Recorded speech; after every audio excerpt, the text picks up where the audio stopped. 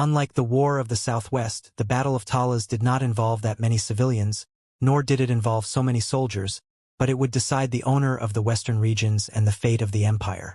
And Wang Chong knew even more than Feng Chongqing, knew that this war would have even greater effects. The effect this war would have on the central plans and the Great Tang could not be replicated even by 10 wars of the Southwest. This was because this war did not decide just a single moment, but the rise and fall of an entire side, the destiny of the Central Plains.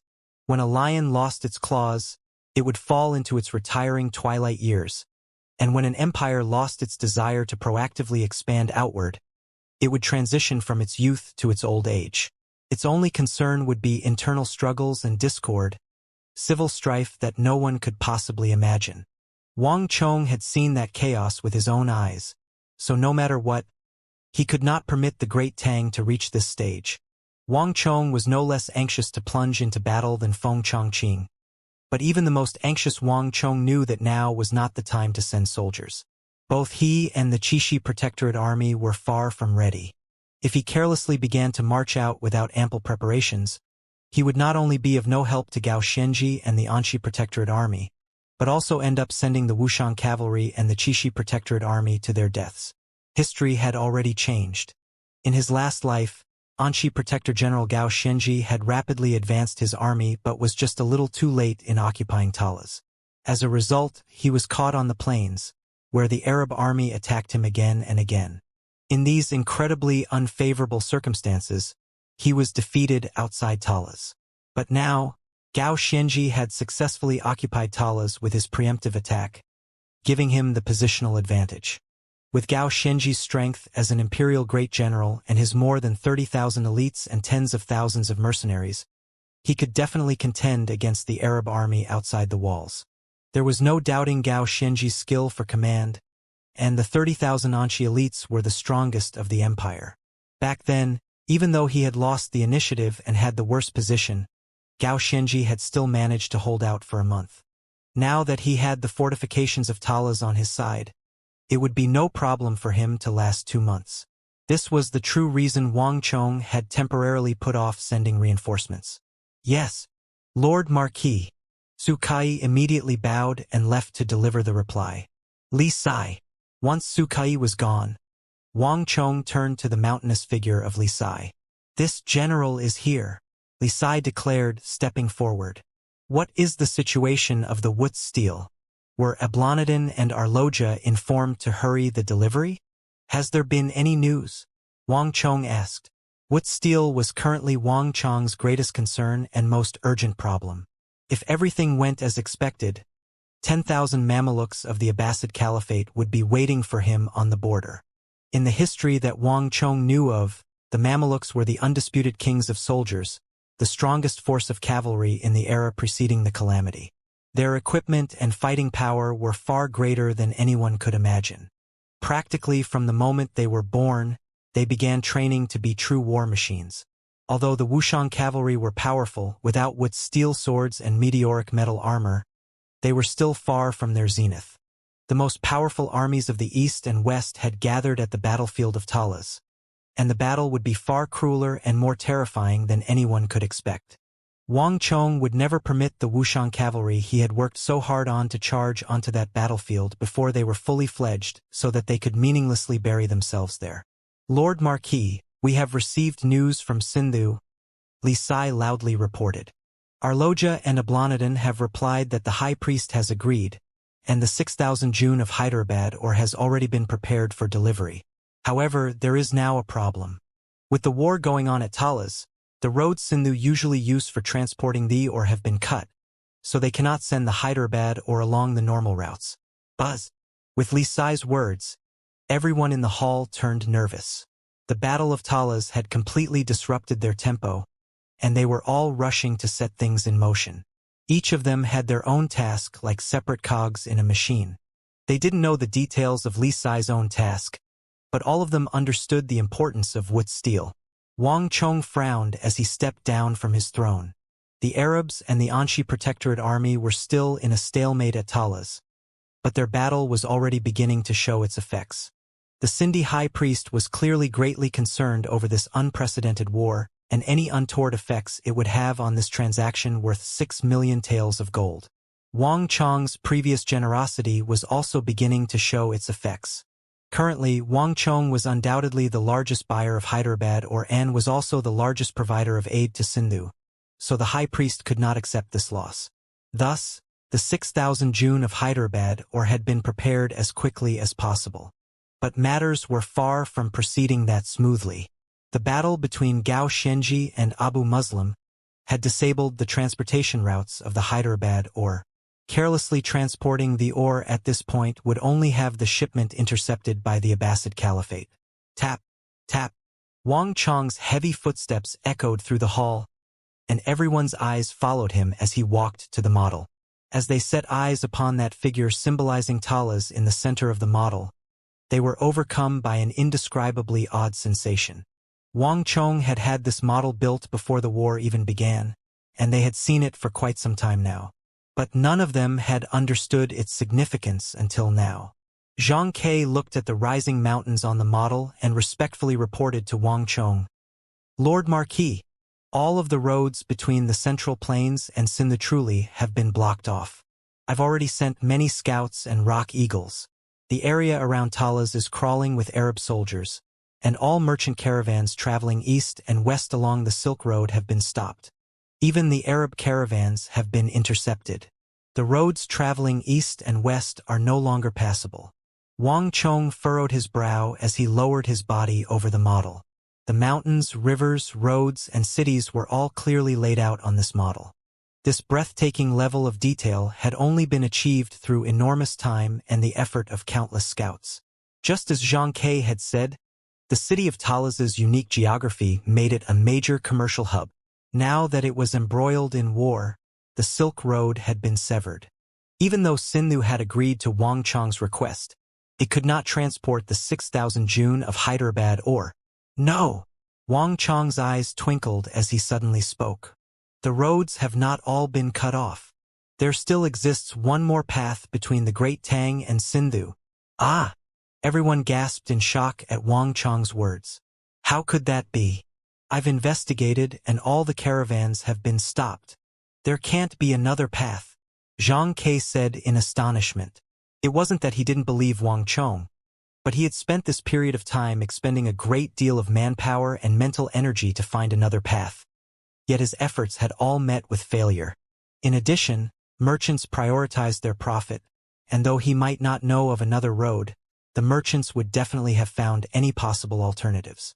The hall fell into silence as everyone stared at Wang Chong. Swish! Wang Chong said nothing, only extracted a small red flag and placed it in an inconspicuous place on the model. But this position instantly struck the gathered officers dumb.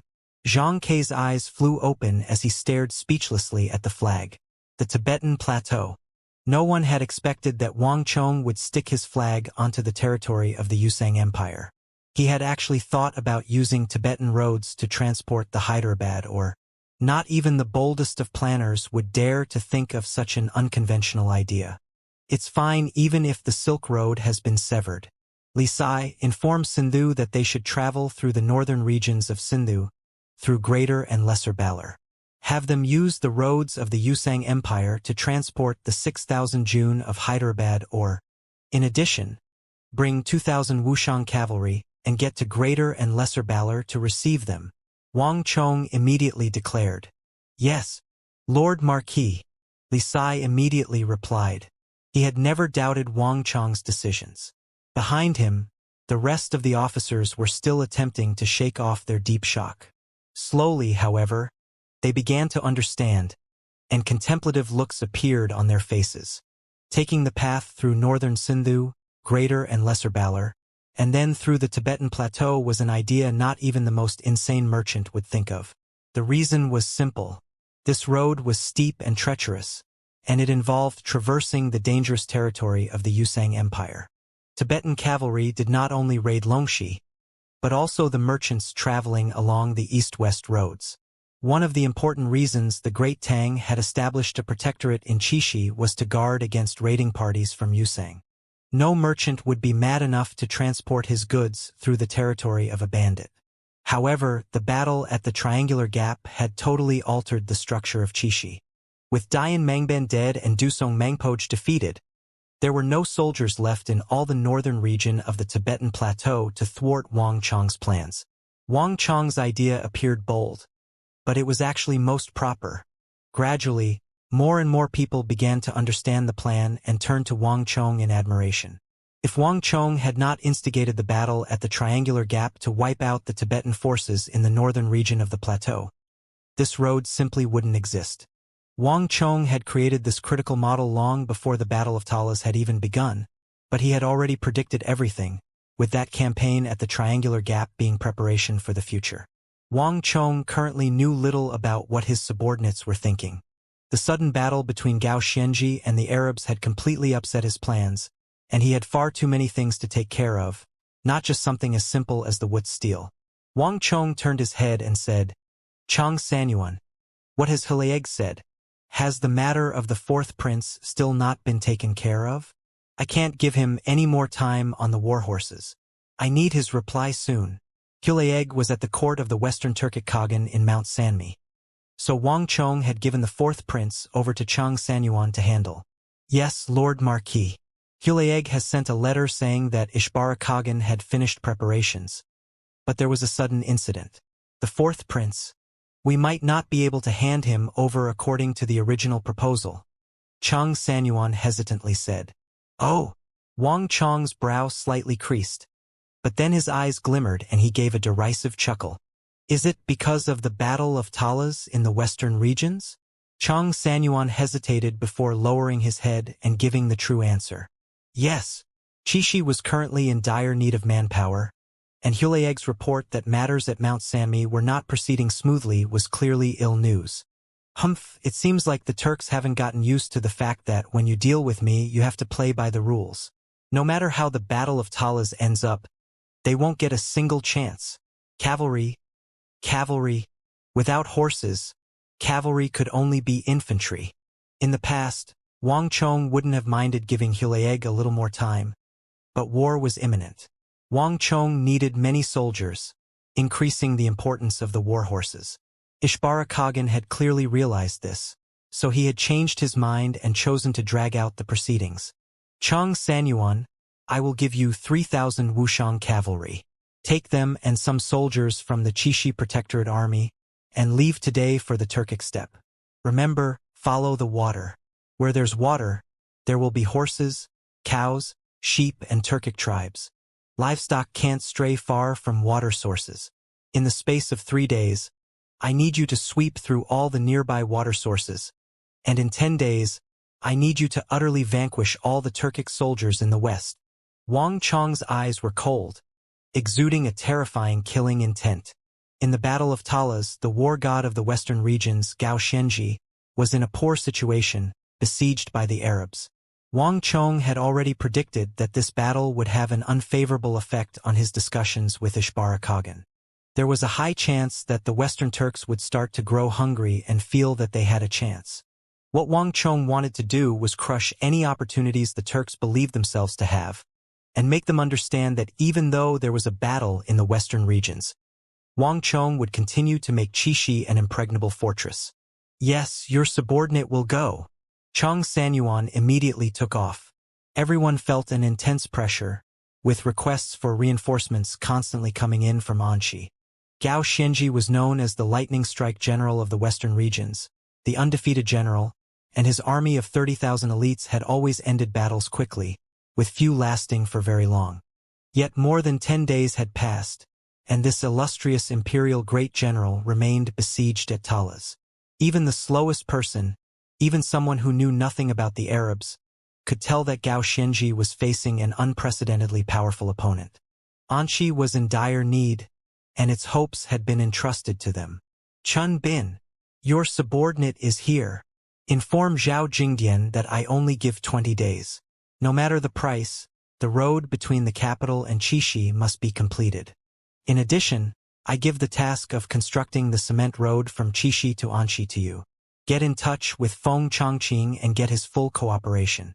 I only give you 25 days to build this road. You can use all the manpower and resources in the City of Steel. If this road is not finished in 25 days, everything will be handled according to military law. Yes, your subordinate will go. Chunbin bowed, leaving without asking a single question. Order after order was issued within the hall, setting all of Qixi and Wuxiang rumbling to life. Gradually, the number of people in the hall dwindled away, and in the end, only the white-clothed and graceful figure was left. What's wrong? Su Qiqin lithely walked over, her voice gentle as she looked at Wang Chong's silent frown. Is there something that you can't solve? Su Qiqin inspected Wang Chong's face. It was handsome, bright, yet suffused with a composure and maturity that few of his peers could ever hope to match. His straight and impressive brows that extended to his temples added even more to Wang Chong's charm. But at this moment, these brows were slightly creased so that they only made him seem more pitiable. Wuxiang, Qixi, Anqi. Su Qiqin knew just how massive was the pressure that weighed on his young shoulders. Everyone treated him as their backbone and believed that he could do everything, but they had completely forgotten that he was just a 17-year-old youth. It's nothing. Wang Chong waved his hand, his brow still creased in contemplation. It's just that our soldiers are far from enough. The pavilion closest to the water enjoys the moon first, and the Arabian Empire is much closer to Talas than we are. Just my 5,000 Wuxiang cavalry alone are far from enough to alter the course of this battle. 10,000 elite Mamelukes were also bolstered by other heavy cavalry. Given Wang Chong's understanding of the Arabs and the forces they had currently mobilized, the Arabs had at least 200,000 soldiers, a number that would only get larger. The soldiers of Qixi were far from enough. This was a problem that had vexed Wang Chong for some time. He simply had too few chips. When he thought about this, he couldn't help but give a long sigh, but then he heard giggling at his ear. Raising his head in astonishment, he saw that Su Qiqin was covering her mouth and laughing so hard that her petite body was shaking, her face red. I thought that you were worried about something serious, but this is all it was. Leave it to me. I'll help you handle this. I can guarantee that within a month, I can get you 6,000 Wuxiang cavalry, Su Qiqin confidently said. Wang Chong trembled in shock as he stared at Su Qiqin. No one understood Wuxiang village more than he did. These people were extremely xenophobic and did not permit ordinary outsiders entry. Even with the memories from his past life, he had needed to expend a great deal of energy to recruit 5,000 Wuxiang cavalry. In addition, Wuxiang village did not have that many people, and getting 5,000 had been so difficult that Wang Chong had not dared to ask for any more. But now, Su Qiqin was confidently declaring that she could guarantee him 6,000 more Wuxiang cavalry in just 1 month. What? Don't believe me? Su Qiqin gave a beautiful smile. This matter wasn't difficult in the first place, but you men are too clumsy to know how to do it the right way. Wang Chong stared speechlessly at Su Qiqin. If anyone else had said this to him, Wang Chong would have treated it as a joke. But if it was Su Qiqin, this was the great Tang's queen of logistics, and her words held a completely different weight. Okay, Qiqin, I leave this to you. In the northern region of the Tibetan Plateau, the sparsely inhabited northeast corner, rumble. Winds howled as thundering hooves shattered the calm of the plateau. The earth rumbled as a flood of steel mounted the plateau in a cloud of dust. Everyone, keep up. Don't fall behind. Keep up your guard. Shouts rang out over the plateau. Li Sai led these soldiers, equipped in heavy armor that made his massive body seem like a heavy mountain while exuding an oppressive aura. Wood steel swords were of utmost importance to Wang Chong, so Li Sai had been the first of Wang Chong's subordinates to depart.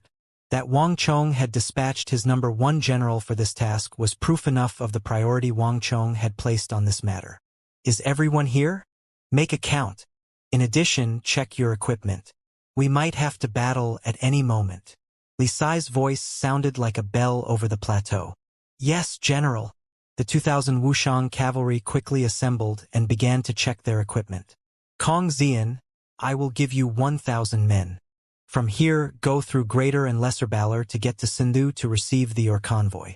There's no need to say any more about the importance Lord Marquis places on this matter. No mistakes can be permitted. Do you understand? Li Sai's sharp eyes turned to a deputy at his side. Kong Xian was a talented soldier that Li Sai had discovered while leading the troops. He was calm, persistent, decisive, and had the impressive ability to judge the situation and choose the most appropriate plan. Recognizing his talent, Li Sai had made him one of his subordinates and taught him, giving him strategy texts to study. After several battles, Kong Xian was now Li Sai's most powerful deputy, which was why Li Sai was giving him this task. General, be at ease. This officer swears on his life that this mission will be completed. Kong Xian dismounted and kneeled on the ground, determination on his face. Li Sai waved his hand and said, "There's no need to say any more. Go." Kong Xian immediately mounted his horse and led the 1,000 Wuxian cavalry away in the direction of Greater and Lesser Valor. Li Sai remained with the other 1,000 soldiers to stand sentinel on the plateau. He watched Kong Xian's forces leave, and only after a long while did he return to his senses. "The rest of you listen up. Without my order, no one is allowed to move on their own. We will wait until they return. Be ready to receive them at any time." "Yes," the army bellowed, their cries reaching into the heavens and resounding over the plateau. "General." At this moment, a low voice rang out at Li Sai's ear. "Tibetan vultures have been sighted. They've noticed us." Li Sai's eyes flashed as he turned to follow the scout's gaze. To the southwest, a massive black vulture had appeared in the sky, circling in the air as it clearly observed them. Even farther off, he could see a black silhouette mounted on a warhorse peeking out over the horizon, watching them from a distance. From his dress, he was clearly a Tibetan horseman. "There's no need to worry. Let them do what they want." Li Sai quickly turned back around. "There's no one left in Yusang's north that can threaten us." With this, Li Sai turned his gaze back to the north, transforming into an unmoving war god, silently waiting and watching. Northwest of Qixi, across the long arc of the border and deep into the Turkic steppe. Rumble. Soon after Li Sai had departed, Chang Sanyuan had left with 3,000 Wuxian cavalry, traveling through the Turkic steppe along its most lush and fertile regions. The Wuxian cavalry rarely ventured this deeply into the steppe, so Chang Sanyuan had brought 3 guides. A Thin who mounted on a warhorse pointed ahead and said, "My lord, another 10 some li ahead is an oasis. The Guari tribe's people often water their cows and sheep there. All soldiers move out." A cold light in his eyes, Chang Sanyuan held aloft his sword and thrust it forward. Instantly, thousands of cavalry surged past him, charging toward that area. 30 minutes later, the 3,000 Wuxian cavalry had arrived. What they were greeted with was not the sight of a clear oasis, but thousands upon thousands of cows and sheep, as well as Turkic shepherds dressed in lambskin. "Shit, it's the Han. How did their soldiers appear here? Run away." At the sight of Chang Sanyuan's forces, the Turkic shepherds panicked. Some of the shepherds rapidly assembled a small defensive force that galloped forward to intercept Chang Sanyuan. "Kill!" Without the slightest hesitation, Chang Sanyuan and his 3,000 Wuxian cavalry swept forward like a storm.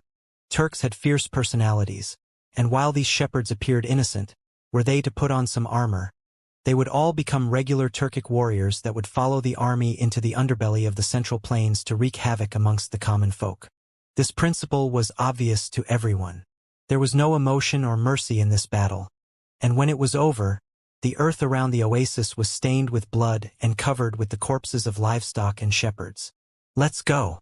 To the next one." Chang Sanyuan's sharp eyes turned to the north as he swung down his arm. Like black clouds, the 3,000 cavalry swept toward their next destination. One after the other, Chang Sanyuan continued to follow Wang Chang's order, scouring the water sources of the Turkic steppe of shepherds and tribes. His movements were fast and brutal. In just one day, several dozen water sources had been cleared. Countless shepherds and tribes fled in panic, and this incident quickly bore fruit. Bastard! Upon receiving the urgent news from the shepherds, the Turkic deputy general stationed on the western border of the Khaganate slammed his hand against the table and got to his feet. "These Han are acting too brashly. Do they really think that we Turks have no one else? With the death of the Black Wolf Yabgu, all his soldiers had fallen under the command of this deputy general. Until Ishbara Khagan appointed a new Yabgu, the 30,000-some cavalry of the West were under his control. What have you found? Only 3,000? No sign of that young marquis. Nalu Lubu propped his hands against the metal table and leaned over it, his expression savage. General, we've already scouted things out. The kneeling Turkic scout subserviently said. That Wang Chong of the Great Tang is not present. The one commanding this force is some nameless officer, and he only has 3,000 soldiers. We've confirmed this report multiple times. Pass on my order. Assemble the army and get ready to leave. We'll crush these Han until nothing is left. Nalu Lubu's voice echoed through the tent, but he had already leapt over the table and walked out. In the Battle of Chishi Armory, Agudulan and his 5,000 elites had been wiped out, dealing a massive blow to the Western Turkic Khaganate's forces around Chishi. However, despite all that, the Khaganate still had a formidable force in the area. Nalu Lubu was perhaps not as famous as Agudulan, but he was still a general of some renown amongst the Western Turks, and a veteran of many battles. Together with his 30,000 soldiers, he presented a powerful force. Rumble. With Nalu Lubu's order, all the soldiers that the Western Turkic Khaganate had around Chishi were gathered. Thousands upon thousands of warhorses transformed into an enormous wave that rumbled toward Chang Sanyuan and his 3,000 Wuxian cavalry. Almost the moment the Western Turks began to move, on the Chishi border, Zhang Ke received a descending eagle and turned to Chang Sanyuan. "Milord, they've begun to mobilize." It's just as our lord predicted. As long as we occupy the water sources and prevent those Turkic shepherds from watering their livestock and horses, the Turkic army will be forced to attack. Chang Sanyuan grinned from atop his gray horse. Lush grass could be found all over the steppe, so the Turks could move wherever they wished and have their animals graze. But no matter where they grazed, they couldn't stray far from the water. By seizing the water sources, they had seized the weak point of the Turks. For this, Chang Sanyuan was full of admiration for Wang Chong. Although he had only given a few short orders, he had seized the life source of the Turks. Flap, flap. Without another word, Chang Sanyuan opened his hands, allowing a golden-eyed pigeon to take off, flying in the direction of Chishi. After doing this, Chang Sanyuan gave a faint smile and turned to the disciplined ranks of the Wuxian cavalry behind him. All soldiers, hear my order. Prepare for battle. Around 2 hours later, the earth suddenly began to rumble, and a cloud of dust could be seen rising over the horizon, soon followed by a creeping line of black that began to rapidly charge toward their position. Awoo! Wolves howled as a massive war banner was thrust into the air. Upon this black banner was the image of a blue wolf. The Turkic army. This great threat to the Great Tang, the Turkic army garrisoned on the Chishi border, had finally arrived. All soldiers, get ready. Kaya Arch. While the 30,000-some Turks were still far away, their formation still loose and disorderly, Chang Sanyuan smiled and swung down his arm.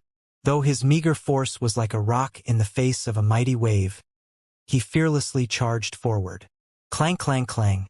War halos began to erupt from beneath the feet of Chang Sanyuan and his men, and in the blink of an eye, these halos had melded together, transforming the 3,000 men into a small fortress.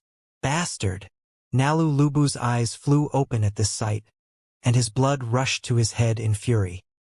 He had more than 30,000 men, 10 times their number, and yet this obscure officer of the Great Tang dared to take the initiative and charge at him.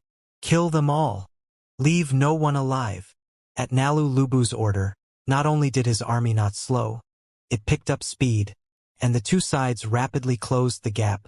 Boom!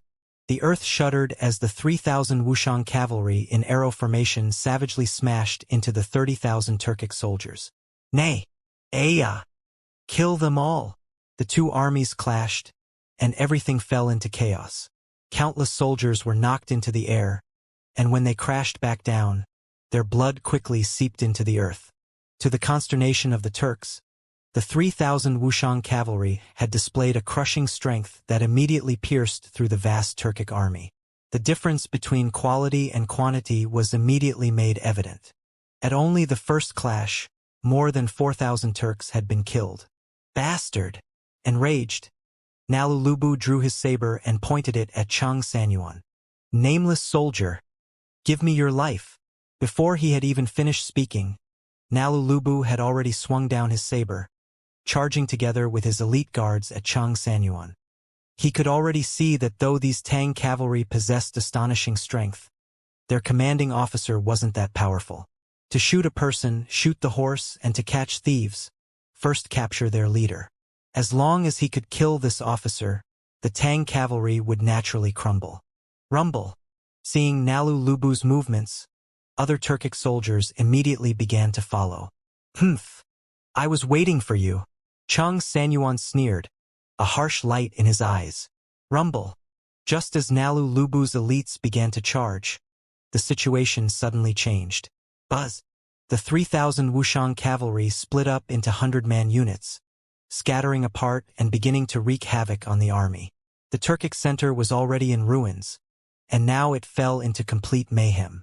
Caught by surprise, Nalulubu subconsciously slowed down, but by the time he regained his composure, the 3,000 Wuxiang cavalry had suddenly turned around. Not good. Nalulubu paled as an intense sense of danger began to surge out of his heart and envelop his entire body. He wanted to fall back and flee, but it was already too late. The thousands of Wuxiang cavalry were charging in from all sides. Aya! A scream tore through the air as the 4-feet-thick barrier of stellar energy around Nalulubu rapidly extinguished. After a few moments of silence, Nalulubu's mangled body toppled to the ground, blood spurting out from both him and his warhorse. In death, Nalulubu's eyes were still wide in seeming disbelief, stunned that he could die like this to these 3,000 men. Clang! A Wuxiang cavalryman flew past, his sword sweeping down and immediately sending Nalulubu's head flying several zhang. And with Nalulubu's death, the Western Turks fell into complete chaos. Kill! Chang Sanyuan immediately gave the order to strike while the iron was hot. Nalulubu had still been too careless. Although Chang Sanyuan wasn't some renowned general, the Wuxiang cavalry behind him were the best in the world. Wang Chong had used this same technique in his attack on Zhangzheng training camp to kill the Saint Martial Realm Dian Pugiel, so how could Nalulubu contend against it? Aya! Without the command of Nalulubu, even though the Western Turks still had 20,000 soldiers, they no longer had the strength to organize an effective counter. Kill! When Heba Yi arrived with 8,000 soldiers from another direction, the battle was completely settled. When the news of this defeat reached Mount Sanmi, the entirety of the Khagan's court trembled. To the south of Chishi, along the Silk Road leading to the capital, an expansive road of cement was extending to the western regions, several thousand kilometers in length and traversing many mountains. At the end of this road, thousands of workers were laboring like bees. Zhao Jingdian, several nobles from the capital, and the elders of the great clans were supervising this entire process. Flap, flap. A carrier pigeon descended from the sky, and Zhao Jingdian extended his right hand to receive it. With just a glance, Zhao Jingdian turned serious. It's a letter from Lord Marquis. Zhao Jingdian opened the letter, scanned through it, and immediately put it away. He strode up to the front, stopping in front of an old man wearing close-fitting clothes. Sir Su, how much farther is Wuxiang? Zhao Jingdian asked. It's not far, the old man replied. In truth, we could have reached Wuxiang some time ago, but according to Milord's orders, we widened the road and strengthened the cement so that it could hold even more weight. But if things continue like this, we should reach Wuxiang in 20 days at most. The old man was the chief foreman, the representative of the clan alliance for this project. All matters involving construction speed were under his control. 20 days. Zhao Jingdian frowned and put up one finger. I only give you 10 days. In 10 days, the road must reach Wuxiang. This? After a brief moment of hesitation, the old man nodded. Although it's somewhat difficult, it shouldn't be too big of a problem. If Milord is in a hurry, I can personally supervise the task and urge them on. Okay. Zhao Jingdian nodded and said no more. Wang Chong had given him a time limit of 20 days, but Zhao Jingdian was well aware that something that necessitated the Marquis personally writing a letter hurrying him on was extremely urgent. So Zhao Jingdian had changed this limit to 10 days. I hope that this can be of help to Lord Marquis, Zhao Jingdian quietly said to himself. While the pace on the construction of the cement road was being quickened, countless chimneys across the central plains were belching out black smoke. All the swordsmithing clans, sword shops, and smiths had begun to fully mobilize, frenziedly working on the steel modules that Wang Chong required.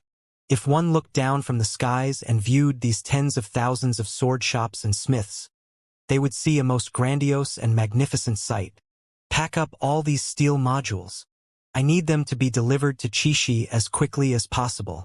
As for payment, there's no need to worry about that. Our customer is the Wang clan of the capital, and there's nothing more trustworthy than a clan of ministers and generals. The buyer is precisely the young marquis, whose title was personally bestowed by the sage emperor. In an ancient residence within Jiangnan, a refined steward dressed in blue robes was currently pressing a caravan to quickly load the steel modules onto the carriages. Having already gone through the process once, these swordsmithing clans had greatly increased their speed and efficiency. Save it! The Qixi Protector General, our Great Tang's 8th Great General. Is there anyone in the Great Tang that doesn't know of him? Relax. I'm not concerned about such things. Outside the estate, the burly caravan leader gave a hearty laugh and made a gesture. With the clinking of bells, this caravan of tensome carriages immediately set off for Qixi. East to west, north to south, thousands upon thousands of such caravans, loaded with countless steel modules, set off on their non-stop journeys to Qixi. When Wang Chong gave the order, the entire Great Tang was available for him to use. Time slowly passed. 8 days later, the Tuzhong-wide cement road finally arrived in Wuxiang, causing a great stir within the city of steel. Cement road! Cement road! Everyone, come and look. The new cement road has finally reached us. Let me go and see. I can't believe it. What a strange thing. It's really even tougher than stone. In the city of steel, the atmosphere was jubilant as thousands of workers flooded out of the city. This new cement road in the Great Tang had been built from soft sand and lime, but it was even tougher than stone, could hold dozens of tons of weight. Even those warriors who could strike with the weight of 1,000 jin found it very difficult to damage this road, a fact that had already spread throughout the entire Great Tang. And this brand new cement road was currently being built from the capital to Wuxiang, filling the entire city with anticipation. Lord Zhao, welcome back. As fireworks filled the sky, Master Architect Zhang Shouji personally led the craftsmen and workers out of the city to welcome Zhao Jingdian. Senior Zhang, we meet again. Zhao Jingdian clasped his hands in greeting and gave a faint smile. The two had fought side by side in the War of the Southwest and were old friends. That's right. Where's Lord Marquis? Zhang Shouji buried his hands in his sleeves and said with a faint smile. Lord Marquis has already gone to Qixi, but even if you go to Qixi, you probably wouldn't be able to find him. Oh, why is that? Zhao Jingdian's eyes widened in surprise. He had worked day and night on the Silk Road, supervising the construction, exactly so that he could reach Wuxiang as quickly as possible and meet with Wang Chong. But it was now apparent that the situation was different from what he imagined. Zhang Shouji could see through Zhao Jingdian's confusion and explained, there's a war going on in Talas, and everyone has placed their hopes on Lord Marquis. How could Lord Marquis possibly sit still at a time like this? In addition, don't ask me where Lord Marquis is. Not even I know that right now. Lord Marquis has always been one to carefully ponder his plans, and his thoughts are not something that people like us can fathom. Zhao Jingdian nodded, his expression pensive. Wang Chong was not in Qixi, though very few people knew of this. Even Su Qichin, the person closest to Wang Chong, only knew that he had gone to the western regions to see some people, but not even she knew the specific details. Lord Marquis, ahead of us is the territory of the Gonka people. These people are extremely simple and don't even know how to ride horses. Does Milord really want to hire them? In the northeast corner of the western regions, a barren and sparsely inhabited region, Yang Hongchong and Wang Chong were riding side by side. Behind them were 5,000 soldiers of the Qixi army. When he heard that Wang Chong was coming to the western regions, Yang Hongchong had immediately put down all his other tasks and personally gone to receive him. But Yang Hongchong was still completely bewildered by Wang Chong's decision. If Milord wishes to hire mercenaries, this one knows many decent mercenary groups, any of them more formidable than the Gonka tribe. In addition, the Gonka tribe doesn't have a lot of people. They really can't be of use. There's no need for that. We can talk about hiring other mercenaries later. This time, I came specifically for the Gonka tribe. Wang Chong was riding the white-hoofed shadow. He waved his hand in refusal, his expression confident and unconcerned. But there's no need, Wang Chong leisurely said. Wang Chong always had his reasons for his actions, never randomly firing off arrows, but there was no need to explain his reasons to Yang Hongchong. At this moment, a Han general rode up and whispered in Wang Chong's ear, "Lord Marquis, the scouts ahead have sent back word that people have come to bar our path. They are probably the Gonka." This Han general appeared similar to the guards around Wang Chong, but he wore the armor of the Qixi Protectorate Army. During Fuming Lingcha's tenure, Han generals were quite rare. Wang Chong had only found him by consulting the register of the Qixi Protectorate Army. This person was called Xue Qianjun, and his original rank was commandant. He had served in the Qixi Protectorate Army for 15 years, and though he had made no small number of achievements, he had never been promoted. Upon discovering him, Wang Chong had made an exception and directly promoted him to general, placing under his command all the Han soldiers of the Qixi Protectorate Army. As the Qixi Protector General, Wang Chong possessed an authority that was difficult to imagine. In promoting a commandant directly to general, Wang Chong didn't even need to obtain the agreement of the Imperial Court and the Bureau of Military Personnel. He just needed to approve the decision and then submit a memorial to the Imperial Court afterward. "Oh, don't get into a fight with them yet. Wait for me to arrive." Wang Chong's eyes gleamed as he urged his horse forward. A few seconds later, Wang Chong could see the people that Xue Qianjun had spoken of. These people were natives of the western regions, but unlike the tall people of the other kingdoms and tribes of the western regions, they were much shorter, only around 5 feet. They were also much less muscular, and their bodies were covered in dust and filth, as if they hadn't bathed in 6 or 7 years, their hair tangled into mats.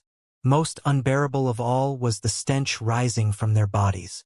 Even though he was still around 7 zhang away, he could already smell that nasty odor. Upon seeing them, Wang Chong finally understood why the Gonka had been pushed away by the rest of the western regions. Despite their wretched appearance, no one dared to underestimate the Gonka, and even the Qixi Protectorate Army scouts that Wang Chong had dispatched appeared very cautious around them. The reason was simple: their eyes. Even though their clothes were tattered and their bodies filthy and reeking, these Gonka people had extremely savage eyes, like those of starving wolves. Anyone who saw these eyes would immediately judge these people to be extremely dangerous. For some insignificant goal, they could suddenly put their lives on the line, savagely fighting until both sides ended up dead. They really are exactly as the legends described them. Wang Chong's lips perked upward as he inwardly rejoiced. The Gonka tribe was a small tribe rejected by the rest of the western regions and known as filthy pigs. But Wang Chong knew them to have a thunderous name that would one day rumble across all of the western regions. Kings of mercenaries. Of all the kingdoms and mercenary tribes of the western regions, these were the most vicious, most reliable, and most loyal of mercenaries, the kings of this domain. Just like how the Mamelukes were called the kings of soldiers and the kings of slaughter in the Abbasid Caliphate because they were essentially machines born for the purpose of battle, the Gonka had nurtured this vicious and pugnacious personality through the fact that they were rejected and bullied by all the other tribes, forced to live in this land where they lacked water, food, and clothes. The barren lands they lived in meant they had no weapons or armor, nor were they able to raise any war horses. Thus, the other kingdoms of the western regions regarded them as a weak tribe, ill-suited for battle and not worth hiring as mercenaries. That the Gonka could not raise war horses in the primarily cavalry world of the western regions was particularly fatal.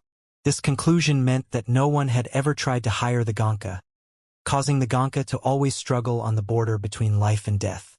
The number of small tribes like this that disappeared in the vicious and cruel western regions was uncountable. But through tenacious struggle, the Gonka would survive, and through their formidable and indisputable performance in fierce wars, obtain a reputation as mercenary kings. And their loyalty and reliability, their resolve to never retreat, would win the respect and acknowledgement of all peoples. 5,000 Wuxian cavalry and the soldiers of Qixi were far from enough for this war. Wang Chong needed many mercenaries, and of the most reliable sort. He did not want the Karluks one, the tribe currently considered the best mercenaries in the western regions, who might defect the moment the tides turned. The more such mercenaries one hired, the more harm they would eventually do. In Wang Chong's view, the most reliable of the countless mercenary tribes of the western regions, the one that he could trust to serve as his right and left arms, was the Gonka tribe. Congratulations to user for unlocking the mission Kings of Mercenaries. The Gonka are a small tribe of the western regions known as filthy pigs, but also the future kings of mercenaries. Despised by all, they eke out a miserable existence on the periphery, but their hearts are proud and suspicious of outsiders. To truly obtain their aid, one must obtain their true and heartfelt respect, after which they will become your most loyal allies, never betraying you or regarding you as an enemy. Mission success will be rewarded with 1,200 points of destiny energy. Mission failure will be penalized with 4,400 points of destiny energy. Notice, this mission contains risks. If the Gonka sense your contempt and scorn, they will become lifelong sworn enemies. Silence followed with no other sound. Wang Chong's eyes widened as he pulled on the reins of his horse. The Stone of Destiny gives a notice at a time like this. Interesting. The Stone of Destiny rarely issued missions. In terms of strength and population, the Gonka were a border tribe with very little presence in the western regions. But the Stone of Destiny had offered up a reward of 1,200 destiny energy for this mission. It was clear that even the Stone of Destiny had to acknowledge the importance of these future kings of mercenaries. Sworn enemies? This is no small price. With this thought, Wang Chong quickly began to ride forward again. Ahead, the Qixi scout was still in a stalemate with the Gonka. Without Wang Chong's order, this scout clearly did not dare to act on his own. When Wang Chong arrived, the scout quickly moved to the side. The filthy and disheveled Gonka also seemed to understand that Wang Chong was the leader and turned to look at him. "We've come with good intentions." A voice suddenly spoke, not Wang Chong's, but the scholarly and refined Yuan Shusong, riding next to Wang Chong. His expression was natural and open, causing people to inadvertently relax and let down their guard. The Gonka language was a niche language in the western regions that few people except themselves spoke. Not even Wang Chong knew how to speak it. Yang Hongchong had worked in the western regions for many years, but not even he knew that language. Across the Great Tang, only that erudite scholar of the languages of the western regions, Yuan Shusong, knew how to speak it. "This is an expression of our kindness. We hope that you will accept them." Yuan Shusong clasped his hands and glanced at Wang Chong, who gave a nod, permitting Yuan Shusong to wave to the rear. Soon after, several muscular Qixi soldiers carrying large bamboo baskets walked forth. The baskets were opened, revealing wheat flour, corn, grapes, guavas, honeydew melons, and various kinds of meat. Food! Upon seeing these things, the Gonka couldn't help but cry out in surprise, their eyes brightening. They were clearly tempted, with several of them even subconsciously licking their lips, the hostility in their eyes somewhat fading. Sir Yuan really was correct. Wang Chong gave a nod of approval. Yuan Shusong was the finest language scholar of the generation, but he was also an extremely old hand of the western regions. He had spent more than half of his life traversing them, interacting with every place and tribe and developing a deep understanding of them. Not even Yang Hongchong could compare. In this excursion, it was Yuan Shusong who had advised using food instead of gold to open communications with them, a detail that only Yuan Shusong could have thought of. The reaction proved that this method had been correct. "What do you plan on doing? Our Gonka tribe has nothing to give you." A Gonka immediately stepped forward and began to speak with Yuan Shusong. These foods are a show of kindness, a gift to commemorate our first meeting. We hope to obtain your help. This one is our leader. Yuan Shusong spoke in a refined manner as he turned to gesture at Wang Chong. His unique temperament was showing its power as the hostility of the Gonka began to fade. Please tell your leader that I wish to hire the Gonka tribe as my ally. Wang Chong suddenly spoke, not in the language of the Central Plains, but in the Gonka language Yuan Shusong had taught him during their journey. If an agreement is made, we can offer the Gonka tribe generous rewards. Thump. Wang Chong made a gesture, ordering another bamboo basket to be opened. This one was not full of food, but gold. At this gleaming gold, the Gonka paled. They lived in a very poor environment and had never seen this much gold. Please wait a moment. I will inform the leader. One of the Gonka immediately turned and left, rushing into a small tent in the distance. Wang Chong and Yuan Shusong silently exchanged glances.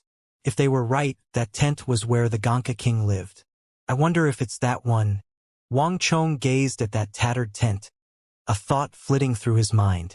Heroes were a product of their time, and the world was full of crouching tigers and hidden dragons, far more complicated than one could imagine. Just like how the outbreak of the calamity made the people of the Central Plains realize that a small mountain village in the barren northwest was home to the world's strongest cavalry, the western regions was also home to an existence that all people regarded with fear. Until they truly revealed their edge, all people regarded them with contempt. But when that disaster began to sweep through the world, no one could remain hidden and all secrets were exposed. The Gonka king was that most legendary existence hiding in the western regions. As the war saint, Wang Chong was also a legendary existence of the Central Plains, forging his legends through fire and blood. Alas, even as the war saint, Wang Chong had never met the Gonka king. The reason for this was simply that the Gonka king had fallen in the early stages of the calamity. The Gonka were fierce, courageous, fearless, and loyal. Even when the battle appeared unfavorable, they would never retreat, fighting to the last man. This was a positive trait that earned them everyone's respect, but it was also their downfall that others could exploit. Once all the Gonka men died in battle, their orphans and widows were robbed by the other tribes, all their accumulated wealth snatched away. Now that Wang Chong had reincarnated, he naturally would not permit this to happen again. Moreover, with the Battle of Tala's imminent, Wang Chong needed a powerful and fierce ally that also would not betray him. Tap, tap, tap. That Gonka man returned as quickly as he had left, leaving behind a trail of dust. Our deepest apologies. Our leader has said that we Gonka cannot be of help to you. This food, you should take it back. Ah! Yuan Shusong's face was frozen in shock. Never had he imagined that the Gonka leader would not even show them a little face and at least give them a meeting, instead choosing to flatly reject them. This? Yuan Shusong turned to Wang Chong, momentarily at a loss for words. If the other party refused even a meeting, all their persuasive methods would be useless. Wang Chong's brows were slightly raised, but he was not too surprised. As expected of the proud king of mercenaries, Wang Chong inwardly chuckled. The Gonka king had been quite famous for his pride in his last life. Although the Gonka were mercenaries of the western regions, they did not accept mercenary contracts from just anyone. At present, the Gonka were interacting with these Han for the first time, so it would be quite strange indeed if they had agreed to a meeting. It's fine. This food is a gift. Sir Yuan, let's go. Wang Chong gave a faint smile and waved his hand, turning and beginning to leave as Yuan Shusong looked on in astonishment.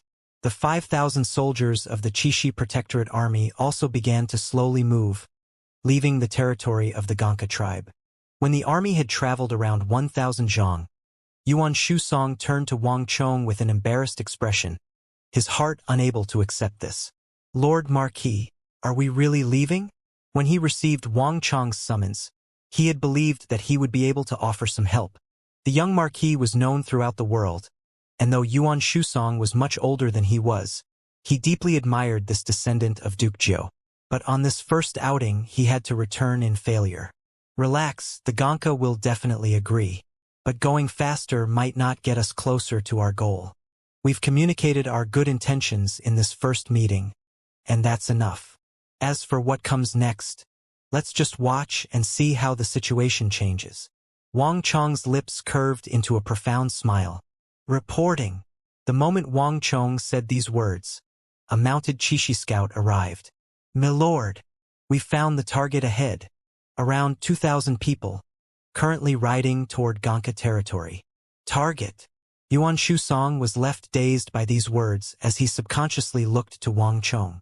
It appeared that Wang Chong had made more plans than he had imagined. Haha, Sir Yuan, there's no need to worry. Let's quietly watch how things develop.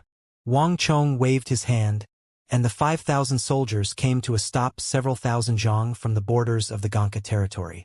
After a few seconds, they could all hear the rumbling of hooves. A group of more than 2,000 natives of the western regions appeared, all with deep eyes, high noses, and loose hair. They flailed sabers, spears, and cudgels, yowling and shouting as they charged toward the Gonka tribe's territory. Halfway through their charge, these 2,000 people clearly noticed Wang Chong's men, but they only heartily laughed and continued to brashly charge toward the Gonka. The Saka! Yuan Shusong's eyes widened in recognition. The Saka One were an extremely powerful nomadic people of the western regions, divided into many tribes. Their most defining traits were their tall bodies, powerful bones, and aggressive natures. These people had a habit of using lime to draw an X on the right sides of their horses. The Saka enjoyed bullying the weaker tribes, and countless such tribes of the western regions had been extinguished under their hooves. "Milord, just watch." Wang Chong smiled, already knowing what Yuan Shusong wanted to say. In the distance, the 2,000 Saka had already traveled deep into Gonka territory. The Gonka had gathered and formed a stalemate with the Saka. It was not possible to hear what was being said at this distance, but the Gonka appeared very agitated, flailing their arms as they spoke. Their actions only seemed to elicit laughter from the Saka. "Lord Marquis, the Saka have always been powerful, and they enjoy enslaving these small and weak tribes, often plundering sheep, cattle, and horses from them. The Gonka were already lacking in food. I'm afraid." Yuan Shusong had turned to Wang Chong and was still speaking when screams suddenly filled the air. Trembling, Yuan Shusong turned back around and saw that several Gonka had been run through by halberds. The laughing Saka had suddenly begun a brazen slaughter on Gonka lands. Thwish, thwish, thwish. The Saka had clearly come prepared, and a volley of arrows was immediately launched at the Gonka. Meanwhile, other Saka began to charge, their sabers, spears, and cudgels hacking here and there. The Gonka were unarmed and defenseless, not to mention malnourished, so they were simply no match for the Saka. Their wretched screams rang through the air. "Lord Marquis, wait for my order," Wang Chong indifferently said. "Ruor." At this moment, a furious bellow thundered over the land, and a seething wave of energy exploded from the tent in the center of the Gonka lands. Such was the strength of this aura that 10 some Saka who weren't even close were immediately sent flying along with their horses. So abundant was this energy that even the horses of Wang Chong's army, several thousand zhang away, neighed in alarm. So powerful! What sort of person is this? How formidable! This person is at least of the Saint Martial realm. I didn't think the Gonka had such a terrifying expert. The Qixi Protectorate army commanders around Wang Chong were all shocked, their eyes wide open. These Gonka had seemed like beggars on their first meeting, filthy and smelly, and these officers had paid them no regard. But none of them had predicted that the Gonka would be hiding this sort of expert. The Gonka king has finally come out. Wang Chong squinted, his eyes bursting with anticipation. Wang Chong was not completely clueless as to the relationship between the Gonka and the Saka. Just as Yuan Shusong had said, the two tribes had a relationship of master and slave. As one of the Saka's vassal tribes, the Gonka owed tribute of cows, sheep, and horses to the Saka, and the Saka used this method to hamper the growth of the Gonka. But even though the Gonka had no capacity to fight, their leader, the Gonka king, was the largest variable, an extremely terrifying and concealed Saint Martial expert. In the distance, with that explosion of energy, A tall and thin Gonka man, clothed in animal skins and exuding a heroic aura, walked out of the tattered tent. His gaze was frosty and suffused with a vicious killing intent, and those brash and unstoppable Saka were instantly reduced to tiny ants. Chekupa, Xianxia, Mochifa. The Gonka King's eyes shone like lightning as his furious voice thundered over a radius of several li, causing warhorses to whinny in fright. Even Wang Chong, with his understanding of the Gonka King, couldn't help but mentally reel in shock at this frightening demeanor. This was a true lion. What did he say? Wang Chong turned to Yuan Shusong. The leader of the Gonka is angry and has told them to immediately withdraw, Yuan Shusong said as he looked into the distance, this conflict completely absorbing his focus. In his early years, Yuan Shusong had wandered the western regions, interacting with the Gonka tribe, but he had never known them to be hiding such a formidable individual. The stellar energy around the Gonka King was like destructive lightning, making him appear like a god. Arase Li Lu, Kali Yesi Lila. On the other side, the Saka seemed to care little about the powerful Gonka King. Several formidable Saka leaders surrounded the Gonka King and began to berate him. Those Saka are threatening the Gonka leader. If he dares to do anything, they will kill all the Gonka. Yuan Shusong immediately translated. The Saka's threats were clearly effective. The Gonka King appeared extremely apprehensive, his majestic aura shrinking as if out of fear that innocents would be harmed if he attacked. Pass on my order. We can move now. Wang Chong faintly smiled and swung down his arm. Rumble. The world instantly began to quake as the 5,000 Chishi Protectorate army soldiers began to mobilize. Clang, clang, clang. Thousands of war halos burst from under their feet like dazzling flames, and this army began to charge into Gonka territory like a mighty flood. The killing intent of 5,000 soldiers charging at once seemed to take physical form, immediately drawing the attention of the stalemated parties. It's the Chishi Protectorate army. What are they planning? Have the Tang forgotten the rules? What do our dealings with the Gonka have to do with them? Send a few people to talk with them. We've worked together with the Tang before. Several Saka shouted and immediately turned to head the Chishi Protectorate army off. But what awaited them was cold steel. Swish! Cold light flashed and blood spurted. Several Saka, their mouths open as if wanting to speak, were immediately beheaded, their corpses gushing blood as they fell from their horses. All the Saka were left stunned by this sight. They had never imagined that the great Tang soldiers would dare to attack them, and this was to help these filthy pigs of the western regions. This lot of bastards. They actually dare to attack us. They dare to break the rules. Kill them. The eyes of the Saka turned red, as even the slowest of them now realized that these Tang were aiming for them. In a flash, the blood surged to the tops of their heads, and they began to roar and flail their weapons as they charged at the 5,000 Chishi soldiers. Although the Tang ruled the western regions, as the fierce Saka saw it, these formidable Tang only had some tens of thousands of people living in the region, with the bulk of the long-term population being made up of the various tribes of the western regions. The Tang only ruled the western regions on the surface, with the Saka serving as the true leaders behind the curtains. Bang! The Gonka watched on in awe as the 2,000 Saka clashed with the 5,000 soldiers of the Chishi Protectorate army in a massive boom, two black waves colliding against each other. Ah! Wretched cries filled the air, and the Saka fell into chaos as they were knocked from their horses. The Saka might have been the strongest of the mercenary tribes in the western regions, but they were still no match for a fully equipped Tang army. Wang Chong had not even needed to exert any of his own strength, just have his soldiers charge, immediately scattering the 2,000 Saka. By the end, only several dozen had survived. The ground was carpeted in corpses. The strength of the Chishi Protectorate army could not compare to Wang Chong's Wuxian cavalry, but they were still well-trained and tempered through battle. Dealing with mercenaries was a simple task for them. Run! Report to the leader. You Tang will regret this. The surviving Saka scattered. Don't chase a hard-pressed foe. Everyone, come back, Wang Chong lightly said. Lord Marquis, the Gonka leader is coming over. A Chishi scout suddenly whispered into Wang Chong's ears. Wang Chong turned his head in response and saw that the Gonka territory was quiet and still, countless pairs of eyes staring at Wang Chong and his soldiers. Meanwhile, a middle-aged man with a searing pair of eyes was currently walking toward Wang Chong. "Why did you help us?" These were the first words the Gonka king spoke to Wang Chong as his eyes cautiously inspected the youth. From his expression, he was apparently not as happy as one would expect. Yuan Shusong's mouth opened and closed in hesitation.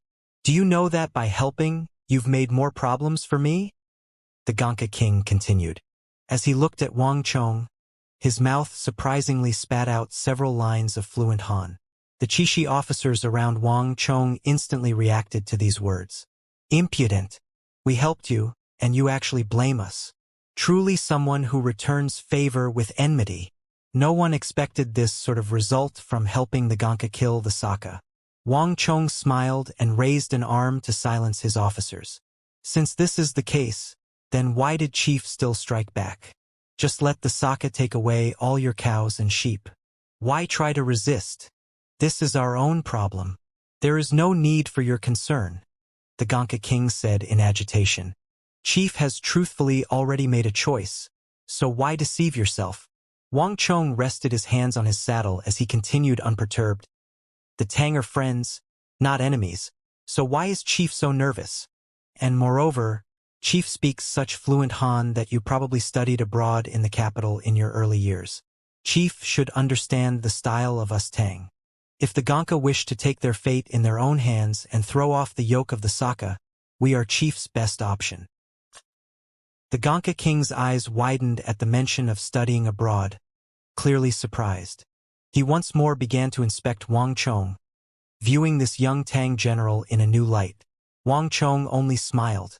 One of the reasons for his conclusion had been that the Gonka could not possibly produce such a heroic man, but the main reason was that token of translucent jade on his belt.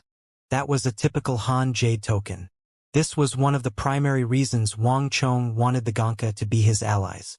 "I don't know what you're talking about, but the affairs of the western regions are not as simple as you Tang imagine. The Saka have tens of thousands of soldiers.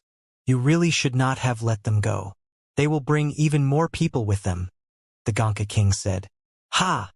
Then I'll just kill all the people they bring," Wang Chong leisurely declared, his tone oozing with contempt.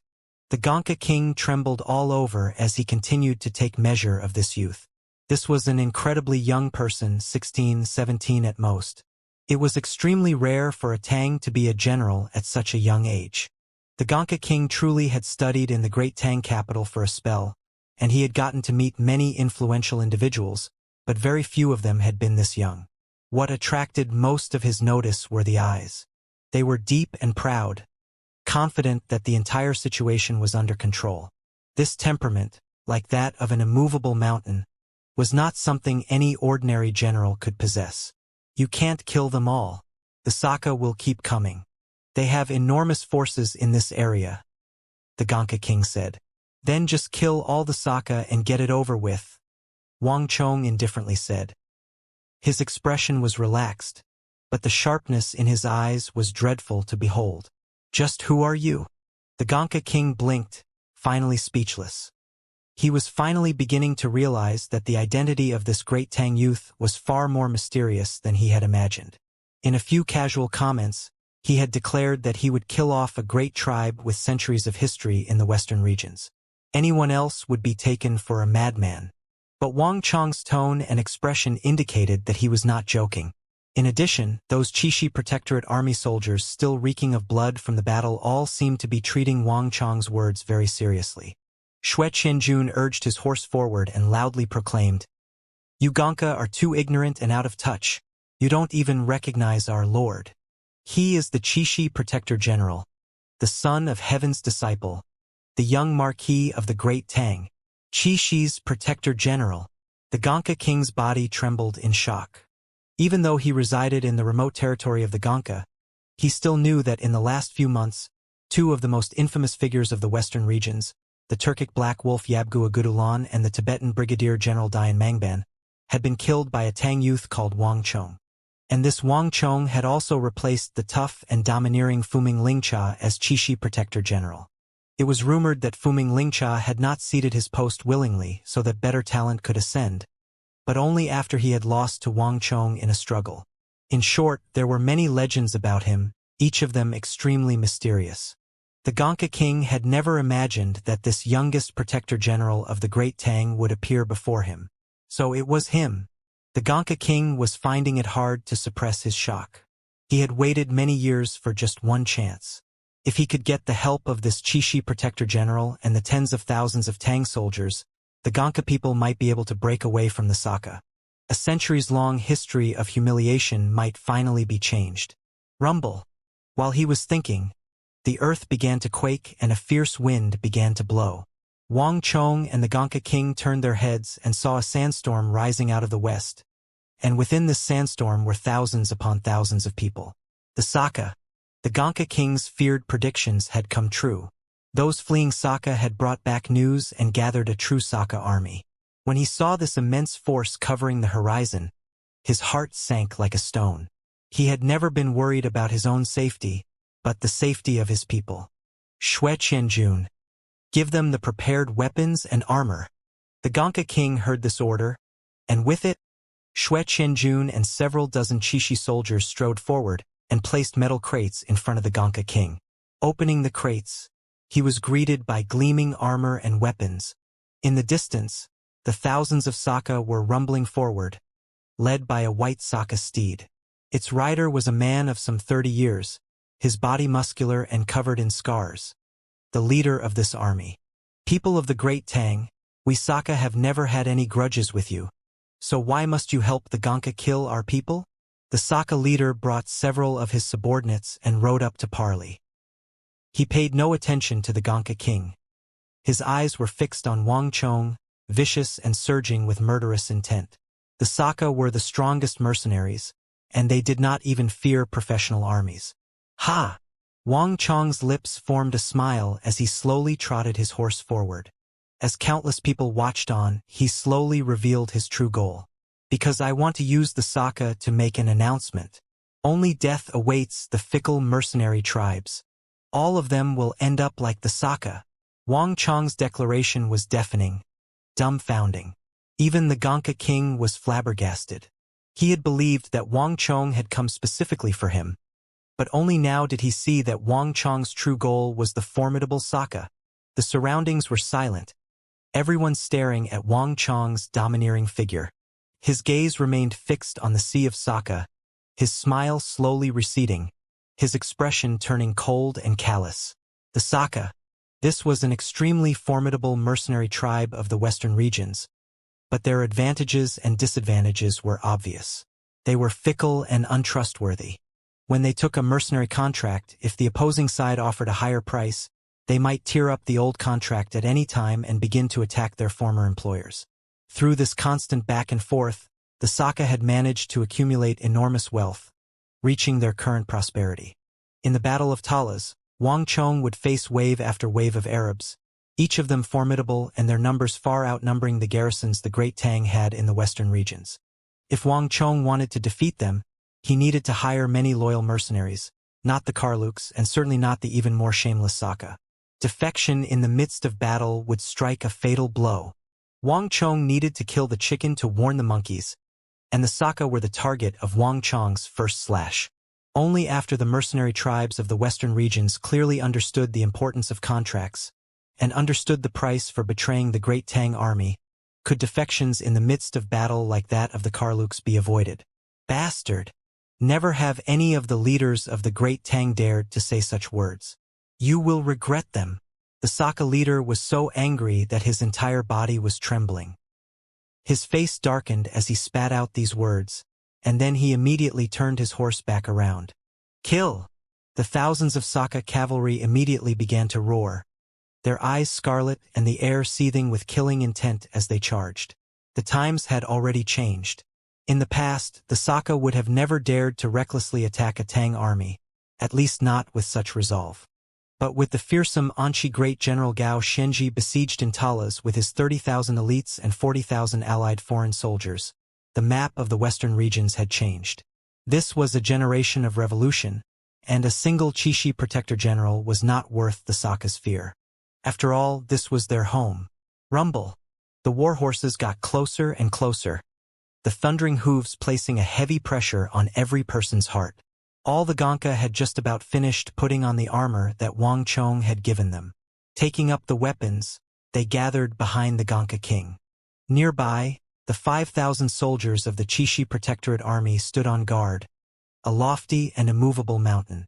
Winds would precede a storm, and all of them understood that they were about to confront a foe of unprecedented power, fight a battle in which they were greatly outnumbered. 200 paces, 100 paces, 50 paces, the distance was growing smaller and smaller. Kill! The thousands upon thousands of Saka all had vicious expressions, all of them roaring. But when they were at the height of their power, Wang Chong faintly smiled and finally took action. Boom! Halos clanged and clattered in the air, and in the blink of an eye, they had burst blazing brightly out of Wang Chong's body to sweep over the battlefield. The bane of the battlefield halo. In a flash of light, Wang Chong had unleashed 3 bane of the battlefield halos, which engulfed the Saka like a storm. As everyone looked on in shock, the Saka cavalry began to deflate like punctured balloons, their cultivation levels plunging at incredible speeds. At this moment, the Saka had faces the color of paper, while all the Gonka were invigorated. Kyle! In a flash, like a mountainside giving way, the Gonka and the Qixi soldiers suddenly surged forward, charging into the Saka ranks. Other than the best cavalry of the world, no one could defend against 3 bane of the battlefield halos, and the Saka were no exception. Under the combined assault of the Qixi Protectorate Army and the Gonka, the 30,000 Saka instantly collapsed, blood and screams filling the air as corpses covered the earth. 3 days later, a piece of shocking news spread through the western regions. The infamous Saka, one of the strongest mercenary tribes of the western regions, had been defeated by the Great Tang's Qixi Protectorate Army together with the Gonka tribe. With the Great Tang's ardent support, the Gonka had swept through the Saka tribes. The men were killed while the women and children were dragged away, and all the cows, sheep and war horses were taken away by the Gonka. The Gonka that the rest of the western regions had called filthy pigs had displayed enormous strength in their battles with the Saka. They were fierce, tenacious, and fearless of death, presenting a completely different Gonka from the ones that they knew. A Gonka with armor, weapons, and a horse could even defeat a Saka in a one-on-one battle. All the mercenary tribes of the western regions were stunned by this news. But the most shocking of all was the proclamation made through the death of the Saka by the Qixi Protector General backing the Gonka. The Saka were exterminated because they were fickle and went back on their oaths. In the western regions, any mercenary tribe that went back on their mercenary contract and casually betrayed their employer would end up just like the Saka. The news left the countless mercenary tribes quivering in fear, with many of them thinking back on their past conduct in panic. The originally chaotic mercenary situation in the western regions was given a massive blow by this event. Meanwhile, the rise of the Gonka made some other mercenary tribes see an enormous chance.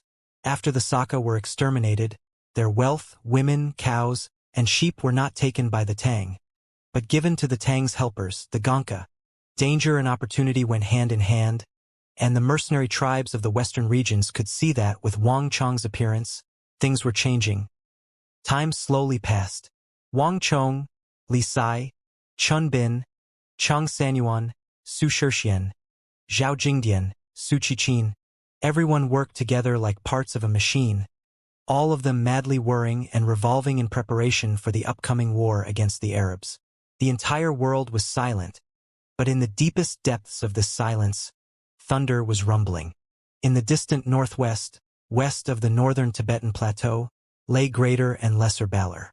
Rumble! A black fortress stood here, with a massive chasm before it and a steep cliff behind it. There was a boom as this city on the easternmost border of Lesser Balor suddenly opened its gate and let down the drawbridge.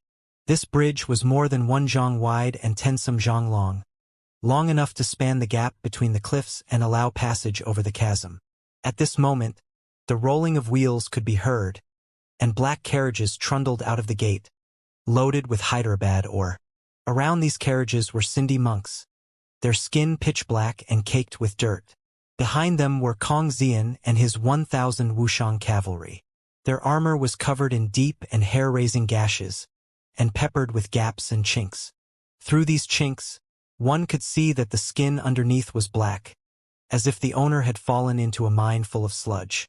Compared to when they had set off, Kong Xian and his men seemed like they had been through a battle which they had barely managed to escape alive.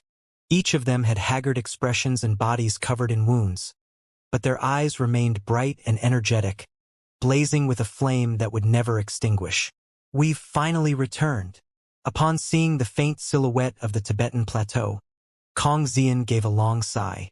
In these 20-some days only he understood what had happened in that journey deep into Sindhu. As he watched the sun slowly rise from the east, Kong Xian felt like he was seeing the daylight for the first time in a while. "Let's go. General is still waiting for us on the plateau." Kong Xian pointed his sword forward as he spoke to his troops. With a shout, he galloped off, the 1,000 Wuxiang cavalry following close behind. These men together with the 80-some Sindhi monks continued their journey to the plateau. Behind them, within the Black Fortress, countless people silently watched as they left, their expressions full of respect.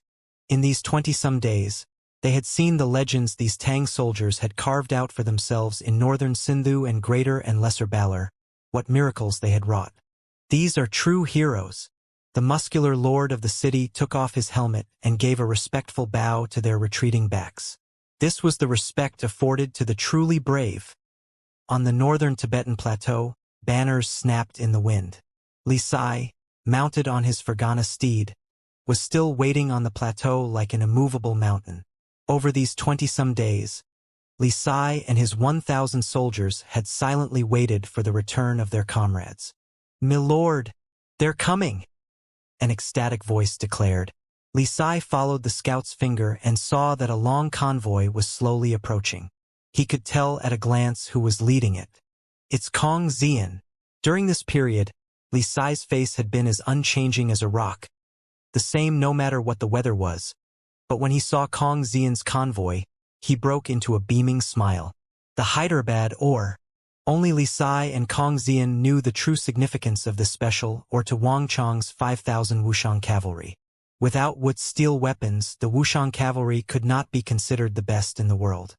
Without these unstoppable and peerlessly sharp weapons, the Wuxiang cavalry could not display their maximum power, and without that, there would be no way of salvaging that battle on the other side of the Tsong Mountains, no way of defeating that powerful foe. Amongst all things, this Hyderabad or that could be forged into Wu's steel weapons was a true strategic resource, the thing which Wang Chong placed the most importance on. Li Sai had stood sentinel here for so many days precisely so that he could see this sight. "Kong Xian, I've troubled you. When Lord Marquis sees this, he will definitely be ecstatic." Li Sai rushed over and patted Kong Xian on the shoulder. Kong Xian half-kneeled and respectfully said, "This subordinate completed his mission. Li Sai's eyes were bright as he carefully examined the 1,000 Wuxiang cavalry behind Kong Xian. They had all gotten much thinner and much tanner, but they were also more vigorous, powerful, and determined. Li Sai mentally gave an approving nod. He had been looking for an opportunity this entire time to train Kong Xian and temper his strength, so that he could become an outstanding general who could take care of himself in battle. From what he could see, this objective had been achieved. "Let's go. Lord Marquis must be getting nervous. He'll definitely be delighted to hear this news," Li Sai said. 6,000 June of Hyderabad or was equivalent to 6,000 sharp and unstoppable Wu's steel swords, more than enough to equip the 5,000 Wuxiang cavalry. This meant that Qixi now had a truly terrifying force that could decide the outcome of a battle. No normal person could imagine this kind of power. Rumble. The 2,000-man units of Wuxiang cavalry combined and escorted the Hyderabad or onto the plateau, traveling through the northern regions of the Tibetan plateau to return to their own territory. Not the Qixi Protectorate, but the City of Steel. There, many craftsmen, smiths, and furnaces had been prepared, Zhang Shouji having already readied a large workhouse and many pine logs shipped from the capital. Only there could the Hyderabad or be forged into the famous Wu's steel swords. Ka. As the large convoy and the 2,000 Wuxiang cavalry crossed through the northern region of Yusang, countless Tibetan vultures appeared in the sky, along with countless Tibetan scouts in the distance. These people constantly came and went, but Li Sai and the others treated them as if they didn't exist. The Tibetan scouts only ever dared to observe from a distance, not ever daring to approach. After the Battle of the Triangular Gap, the soldiers of the City of Steel and Qixi made all the Tibetans in the north pale in fear. Moreover, the northern region of Yusang no longer had the soldiers to deal with them. Bang! Several hours later, when Li Sai and the convoy of 6,000 Jun of Hyderabad arrived at Wuxiang's City of Steel, the entire city exploded with cheers for the returning heroes. Zhang Shouji, Zhao Jingdian, and even Cheng Sanyuan, Su Shixian, and Su Qiqin rushed back to welcome him. The most important object in Wang Chong's plan had finally arrived, firming up everyone's resolve. What? Wang Chong was recruiting mercenary tribes en masse in the western regions when he got the news. He immediately left the mercenaries to the Gonka King and Xue Qianjun and galloped back to the City of Steel. Upon his return, he immediately went to the large smithy made from steel modules set up in the western part of the city and gathered more than 100 elite smiths to begin work on forging the Wutz steel swords. 6,000 Jun of Hyderabad ore. This was probably the largest Hyderabad ordeal in the Central Plains since Wang Chong's reincarnation, perhaps in the entire world. This was not the only piece of news to galvanize the crowd. On the Western Turkic Khaganate's side, once the 3,000 Wuxiang cavalry had finished sweeping through the nearby water sources and crushing the 30,000 soldiers the Turks had in the Qixi area, it had even begun to threaten the Turkic tribes and shepherds even deeper into the steppe. In the face of Wang Chong and Qixi's edge, the Khagan's court in Mount Sami finally responded. The Western Turks were willing to offer 200,000 high-quality Turkic warhorses in exchange for the fourth prince and the withdrawal of the Qixi Protectorate Army from Western Turkic territory. All the warhorses would be delivered as quickly as possible to Qixi. But Wang Chong's soldiers also had to first withdraw from the Turkic steppe and no longer attack any of the Turkic shepherds. When this news arrived at the City of Steel, everyone was left stunned. That this Turkic fourth prince would be worth so much had left them all slack-jawed and wide-eyed. Although Hulayeg had said that the fourth prince was deeply cherished, as the Black Wolf Yabgu would not otherwise have brought him to the battlefield to help him build merit, this value was still beyond what they had imagined. Truly picked up a treasure, Su Kai muttered to himself as he slowly digested the news. He had been on the front lines of this entire incident.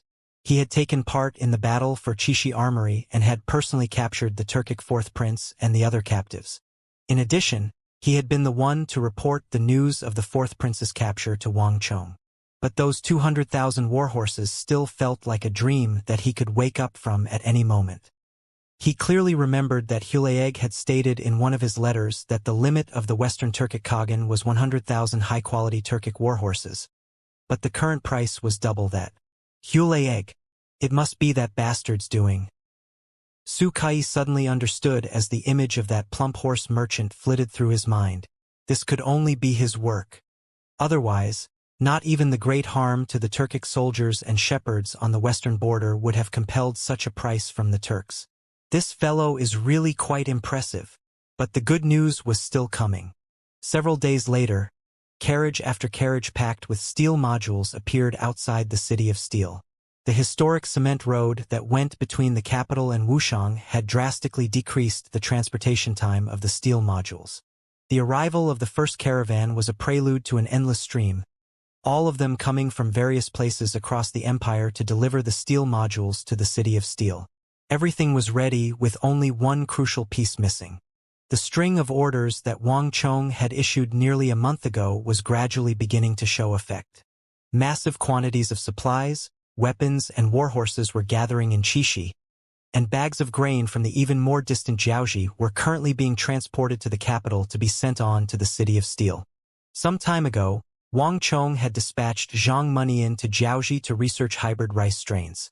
The rice in Jiaoji could be harvested 3 times each year, and the produce from that region alone was enough to sustain a local war, with no need for the Bureau of Revenue to allocate any grain to it. Moreover, with Wang Chong's support, Zhang Munyin's hybrid rice research was gradually spreading elsewhere. Everything was developing on the right track. The projects that Wang Chong had begun after the War of the Southwest were slowly proving their worth. Cree! An eagle shrilly called out as it flew in the skies several li out from the City of Steel. This 3-foot-long eagle made only a single circle in the air before immediately turning back. In the direction the eagle flew was the looming Tibetan plateau. A Tibetan scout was waiting there, his eyes aimed at Wuxiang's City of Steel. From his angle, he could only see smoke roiling up from the city, while countless soldiers, craftsmen and merchants gathered around. The Tibetan scout took everything in, received the eagle, and then immediately began to gallop back into the plateau's interior. A few moments later, another sharp call could be heard as that muscular eagle soared once more into the sky. This time, however, it did not head toward Qixi, but over the plateau and to the royal capital of the Yusang Empire. Time slowly passed, the massive eagle flying through dark clouds and thunderstorms. One day, it broke through the clouds and descended. It did not land directly in the capital, but flew past it to where a stalwart man was silently awaiting its return. "I've troubled you. Eat up."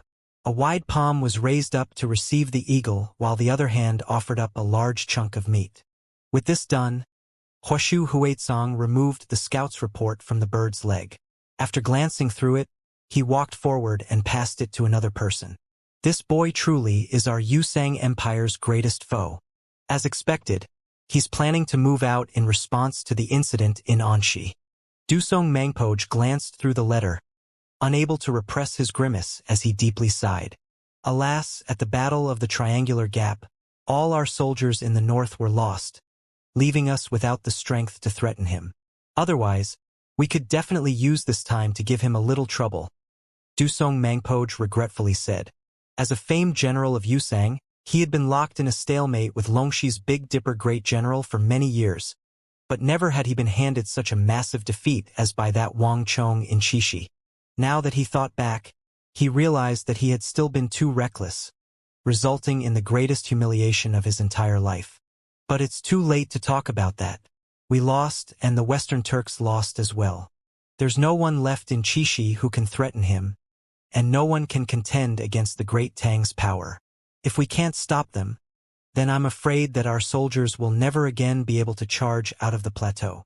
Huashu Huaizong nodded. Everything that's happened is exactly as he predicted. Let's go. If we want to defeat that boy, prevent any reinforcements from reaching the Anxi Protectorate Army, and deal a damaging blow to the Great Tang's influence in the western regions, we can only rely on him. Dusong Mangpoj nodded, a look of respect in his eyes, and he followed Huashu Huaizong to the nearby steel building on the outskirts of the royal capital. There was only one place in the Yusang Empire that was completely made of steel: the prison. After showing their tokens, the two Yusang great generals walked side by side into the gloomy prison, descending the stairs. The prison was dark and damp, the torches spaced every 4 feet along the walls emitting a weak light. Guards lined the walls like stone statues, only their fierce eyes proving that they still breathed. Both of the generals felt a mixture of emotions as they silently walked through the corridors. Deep within the prison, in the only one-man cell, the pair finally saw that person. Through the bars, they could see a man listlessly sitting on the floor, his hair disheveled and his clothes ragged. A long period without a bath had left this man with a pungent stench, but that person seemed to not care. He was muttering to himself, his eyes completely focused on the ground. When Huashu Huaizong and Dusong Mangpoj walked in, he was currently scrabbling some complicated symbols on the floor with his fingers. The pair could see that the ground was covered in all sorts of strange pictures, words, and symbols. They covered the entire cell like ants, extending from the floor to the walls. Huashu Huaizong and Dusong Mangpoj could understand some of the symbols and words, but there were others that left them completely mystified. Yet in the face of the enigmatic symbols and that madman in the cell, these imperial great generals showed no contempt in their eyes, only a deep respect, as this madman had another important identity. Great Minister of the Yusang Ngari royal lineage, Daluan Ruozan. Ever since his defeat, Daluan Ruozan had been imprisoned deep in the prison. Other than imperial great generals like Huashu Huaizong and Dusong Mangpoj, almost no one was able to meet with him. Dusong Mangpoj and Daluan Ruozhen belonged to different royal lineages, so they had rarely interacted. He only knew that this was an intelligent man, skilled in strategy. The first time Huashu Huizong brought him to the cell to see him, Dusong Mangpoj dared not believe that this disheveled prisoner murmuring to himself like a madman was that elegant and refined Ngari great minister. Dusong Mangpoj had come full of anticipation but returned with disappointment over this method that Huashu Huizong said could defeat Wang Chong and the Great Tang. Only 1 month after, when the Battle of Talas broke out, did Dusong Mangpoj realize just how wrong he was. How long has Great Minister been in this state? Dusong Mangpoj asked a prison guard. The guard bowed and replied, Great General, it has been more than 2 hours now. He apparently can't hear anything, and he hasn't touched his food. Dusong Mangpoj glanced around and saw the now cold food by the door to the cell. I see. You're dismissed. Dusong Mangpoj waved his hand, ordering to the guard to leave. Once the guard left, the prison fell silent, other than the scratching of Daluan Ruozhen's finger along the floor. Dusong Mangpoj and Huashu Huizong remained standing outside the cell, silently watching him and doing their best to not alarm him. If we want to defeat that young protector general, halt the Great Tang's influence in the western regions, and change the relationship between Yusang and the Great Tang, we can only rely on him. As this thought ran through Dusong Mangpoj's mind, his gaze subconsciously turned to Daluan Ruozhen's right. There was an extremely complicated map, with several inexplicable characters written on it. Talas. Dusong Mangpoj had recognized at a glance the city in the heart of the map. Those who didn't know the truth might have believed that Daluan Ruozhen was analyzing the current situation at Talas, but Dusong Mangpoj knew that this map had appeared a month before the Battle of Talas. Unfortunately, the words on the map were written in the lost language of the Great Bon religion.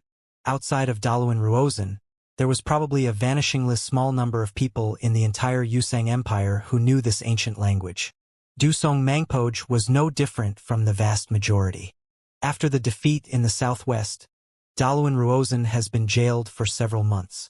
He had no communication with the outside world, yet who could have imagined that before the Battle of Talas had even broken out? He had already predicted this war between the Arabs and the Great Tang, even determining where the decisive battle would take place. Unfortunately, the Tsenpo ordered that Daluan Ruozhen be imprisoned. Otherwise, with his help, perhaps the battle at the Triangular Gap would have turned out differently and Dian Mangban wouldn't have needed to die. When he thought about Dian Mangban, a flash of pain appeared in Dusong Mangpoj's eyes, one that might never fade away. Time slowly passed, and finally, Daluan Ruozhen's body shook. Dusong Mangpoj and Huashu Huizong trembled as well, immediately recognizing that Daluan Ruozhen had awoken from his stupor. You've come? Daluan Ruozhen said, not even raising his head. Great Minister, all is as you predicted. That youngest son of the Wang clan defeated Fuming Lingcha and took the seat of Qixi Protector General. In addition, Anxi Protector General Gao Xianxia has been surrounded by the Arabs. Right now, that Great Tang youth is readying his soldiers to reinforce Talas. Huashu Huizong said as he stood outside the cell. Great Minister, are you still not coming out? The time is not right. Daluan Ruozhen's voice echoed through the cell as he raised his head, pushing aside his unkempt hair to reveal a face pale from lack of sunlight. Despite his haggard appearance, his eyes still shone with boundless intelligence and vigor, although he appeared a complete mess, lacking all of his former grace and refinement. Huashu Huizong knew that this was still that far-sighted strategist that he knew. Now is not the time for me to come out. Our opponent's intuition is far more sensitive than any of you can imagine. The slightest movements could arouse his wariness and make him perceive our plans, leading all our efforts to be in vain. Daluan Ruozhen raised his head for only a moment before dropping it back down to look back on the ground. The light flick of his right sleeve to sweep the ground of dust showed that he still had all of his elegance. In addition, don't call him a youth. His abilities can no longer be measured by his age. If all of you only see his age, then the only thing awaiting you is defeat. Yes, Great Minister, Huashu Huizong respectfully said, lowering his head. Only those who knew of Daluan Ruozen's resolve knew what he was up to, and it was for this reason that Huashu Huizong's respect for him had only increased. As Huashu Huizong had said before, Daluan Ruozen had interacted with Wang Chong once and forced him into desperate straits, with the two very closely matched. If there was anyone in the Yusang Empire who could defeat Wang Chong, if one excluded the imperial great minister who never strayed far from the Tsenpo side, then it could only be Daluan Ruozen. Dusong Mangpoj, you've come quite a few times now. Are you still thinking about the battle of the Triangular Gap and Dian Mangban's death? Daluan Ruozen continued to draw on the ground as he spoke. Yes. Dusong Mangpoj's expression darkened and pain flashed through his eyes, but he did not deny the truth. Stop thinking about past successes and failures. The time isn't right. Even if I had appeared with you there, we would have still lost in the end, and the result would have remained unchanged. Daluan Ruozen lightly said. But this is a child still in his teens. Is it really impossible for us to defeat him? Dusong Mangpoj said. Didn't you already try? Daluan Ruozen indifferently said, his voice echoing through the cell. Dusong Mangpoj instantly fell quiet. You tried, we tried, and you've seen the results. What appears like a coincidence is actually inevitable. Do not look down on him. He has never been alone, nor should you ever regard him as if he's alone. He's a master of seizing opportunities, able to use all the conditions available to him to weave a massive net with him at the center. Wasn't he the one who invited that pair who defeated and wounded you? Daluan Ruozen leisurely said. Although he was still in his cell, he gave off a feeling like he could see and understand all secrets. Dusong Mangpoj's expression grew darker and darker. He was not willing to admit it, but his intuition told him that everything Daluan Ruozen had said was true. The War of the Southwest, the battle at Longxi, the battle at the Triangular Gap, with these three wars we have lost all ability to challenge the Great Tang. Nothing can change this fact. Meanwhile, with the death of the Black Wolf Yabgu Agudulan, the Western Turks also lacked the strength to pose any threat. Moreover, in their thousands of years battling the Central Plains, the Turks have never once won. The Great Tang is the strongest dynasty of the Central Plains, and we can no longer defeat them in the western regions.